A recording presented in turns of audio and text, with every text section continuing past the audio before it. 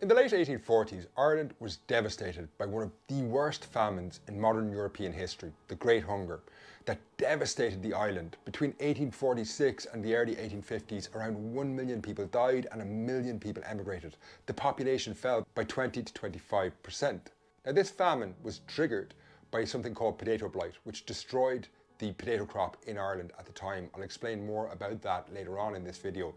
But a lot of people wonder, why didn't Irish people, while they faced starvation, turn to the seas? Ireland is surrounded by some of the best fishing grounds in Europe. Yet, in this sea of plenty, the country was devastated by a famine. Now, you'll read online bizarre explanations as to why people didn't eat fish. Some people will claim that they were superstitious. I've read as well that people just didn't like fish or they didn't know how to fish. Now, none of this makes sense. If people are starving, they'll eat anything. So in this video, I'm going to explain to you why Irish people didn't eat fish during the Great Hunger, or certainly didn't eat fish enough to save them from starvation. And this story is really tragic, and it'll probably make you pretty angry as well. But before I get into this, just let me introduce myself. My name is Finn Dwyer. I'm an Irish historian. I post 2 videos to this channel every week, so make sure you subscribe. I'm also the creator of the Irish History podcast. You can find links to that beneath this video as well. But let's get into the history of why Irish people didn't eat fish during the Great Hunger. Okay, to start this story, let's look at the Great Hunger, that famine that devastated Ireland in the late 1840s. So the famine was triggered in 1845 by something called potato blight. This was a fungus that ravaged the potato crop in Ireland, and it devastated the crop in 1846, not so much in 1847, but again in 1848, and to a lesser extent in 1849. Now, this blight affected people in lots of countries in Europe, but why did it have such a terrible effect in Ireland? Now, to understand this, we need to look at what Irish people were eating in 1845, because this is going to shock you. So believe it or not, in 1845, about 3 million Irish people, the overall population I should say was about 8 to 9 million people, but about 3 million people, that's a third of the population, ate almost nothing else other than potatoes. The reason they ate these potatoes is because they had very little land, and potatoes are actually quite a healthy thing to eat if you can't grow much else. Like, they grow in really poor soils, and also they grow in huge quantities. So you could feed a family in Ireland in the 1840s off about an acre of land if you grew potatoes.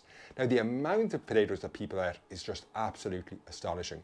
So for example, an adult male ate about 6 kilos of potatoes every single day. That's like 12 to 14 pounds if you use imperial measurements, but that's an extraordinary amount of potatoes for anyone to eat. And while that might sound unbelievable, that's attested to by accounts from the time. So you can see that if a third of the population are eating almost nothing but potatoes, then that crop gets absolutely devastated by this fungus, the blight that breaks out. You can see how it pushes Irish society into a catastrophe. Now, there's lots of other reasons behind this. Notably, British policies made everything way worse, and I'm going to make videos about that. I'm actually thinking of making an entire series on the Great Hunger of the 1840s, because it's so hard to explain this. If you want to see that series, just drop a comment below. But the question of why Irish people didn't eat fish is a really good one, because as I said at the start of the video, Ireland is surrounded by some of the richest fishing grounds anywhere in Europe, but people didn't turn to the seas. So next, I'm going to explain that by first looking at what fishing was like in Ireland in 1845. So you'll often hear the claim that Irish people didn't know how to fish in the 1840s, and that's why they didn't turn to the seas. But that's not true. There's lots of coastal communities where people did fish. They were part-time fishermen who would have had a farm where they grew potatoes, and then they would also engage in a bit of fishing. But what Ireland didn't have in the 1840s was a fishing industry. So no matter how much fish people at the coast caught, it would have to have been moved around the island to save Ireland from a famine in the 1840s. And that meant that that fish would have had to have been processed in factories, it would have had to have been preserved and then moved around the island.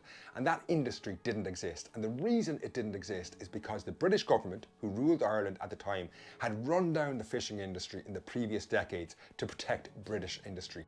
So let's look at that next, because that helps you understand why Irish people just couldn't replace the potato with fish. So throughout our history, stretching back thousands of years, Irish people have fished. There's evidence of that in archaeological sites. You can see it in the Middle Ages, right through into the modern period. And in the 17th and 18th century, you can see that a fishing industry was starting to develop in Ireland, where you would have had fish preservation, and that these coastal communities would catch huge amounts of fish that would be preserved and then moved around the island. However, after something called the Act of Union in 1800, that was where basically Ireland was brought into the United Kingdom and ruled directly from London. The British government basically pursued a policy that in the long term ran down the Irish fishing industry. So in the 1820s, they had this policy where they did actually provide funding for the building of harbours. They also provided loans where fishermen bought new modern fishing vessels. But these were all pulled out in the 1820s and 1830s. And the reason they did this was to benefit the British fishing industry. And this is a common economic policy that you'll see from the British government in the 19th century in the lead up to the famine, where they reorganised the Irish economy so it benefits Britain rather than Ireland. So by 1845, you still have lots of these coastal communities who do engage in small-scale fishing, like they're catching fish that's sold locally, but it's not a fishing industry. Now, the question is though, even in some of those coastal communities, they couldn't turn to fishing during the Great Hunger. And to understand that, we need to look at what happened when the Great Famine started in 1845. So as I'm sure you know, the Great Famine was triggered by the collapse of the potato crop in 1845 after blight devastated the crop. Now, Irish people were used to crises at the time and they had all these strategies for survival. Like, for example, after the potato crop failed, people faced a financial crisis, and what they did is turn to pawn shops. So they took in farm implements, anything they could have, even sometimes their clothes, into these pawn shops to get money. Now, in coastal communities, fishermen, tragically, they brought in their nets, their fishing gear, their boats to pawn shops in the hope that the crisis would ease after 1 year and then they'd be able to get their equipment back. Unfortunately, what happens is the famine gets worse in the second year, that's 1846, rather than better. So these fishermen have no way of recouping their fishing gear that's all in these shops. And you can see it at the time, there's these tragic accounts. Actually, I want to play one for you now. This is read by the actor Aidan Crowe. And Aidan here reads the account of an Englishman called James Hack Tuke. He was a Quaker, a member of the Society of Friends, and he came to Ireland to try and help those suffering from famine. But this account is what he saw on Achill Island in 1847. Now, Achill Island is situated off the west coast of Ireland, if you're not familiar with it. It's in the Atlantic Ocean. There's huge fishing grounds off that island. But there he found people starving. And this is how he explained the tragic situation he found. Whilst standing upon the magnificent cliffs of Achill, overlooking the wild Atlantic, I saw the deep inlets and bays of that island literally filled with shoals of mackerel and herring. Indeed, the whole surface of the sea seemed to be completely alive with them. Around me stood groups of hungry creatures who looked down upon this inexhaustible supply of food, wholly unable to procure the fish to allay their cravings. One fishing boat, 3 or 4 currachs alone were engaged, where there was employment for hundreds, and the food for thousands of hungry creatures on the island. Now that's an absolutely tragic situation. But even had these people been able to fish, if they'd had all their fishing gear, it still wouldn't have made the situation across the entire island dramatically different, because as we've already seen, there was no fishing plans where these fish could be preserved and then shipped around the island, because obviously if you don't preserve fish, it'll go rotten in a couple of days. But on top of that, I think there's other reasons that even if Ireland had had a fishing industry and a way to preserve this fish, I still don't think that would have saved people in the late 1840s, because at the core of the famine was a British free market policy that insisted that food would be sold to essentially the highest bidder. And you see this in 1846. You've probably heard about the export of crops from Ireland during the famine. That's completely true. Huge quantities of food were exported from Ireland.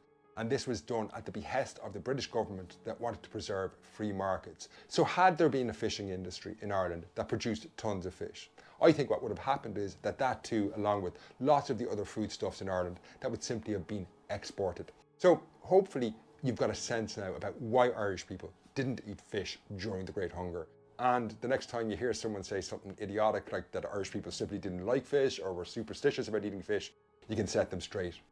Now, if you enjoyed this video, I'm thinking of making an entire series on the Great Hunger, but I'd love to get your feedback on that, what you'd like to see me cover. Just leave a comment below, because at the moment I'm sketching out that series and what I'll cover in it. And finally, don't forget to subscribe to the channel. I've got 2 videos that come out every week and there's lots of great content on the way. So to ensure you get that, just subscribe to the channel and ring the bell to get a notification when the video drops. And finally, thanks for your time for watching this video. I really appreciate it.